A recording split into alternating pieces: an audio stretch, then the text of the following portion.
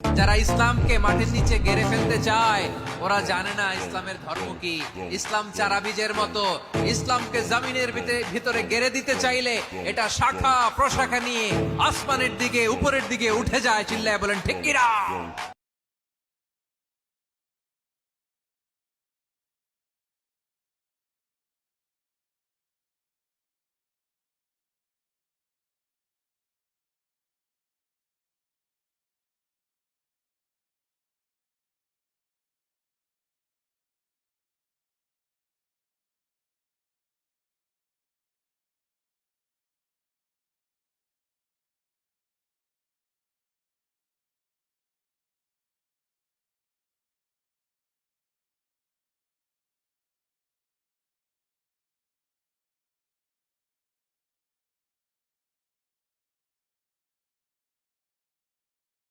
যারা ইসলামকে মাটির নিচে গেড়ে ফেলতে চায় ওরা জানে না ইসলামের ধর্ম কি।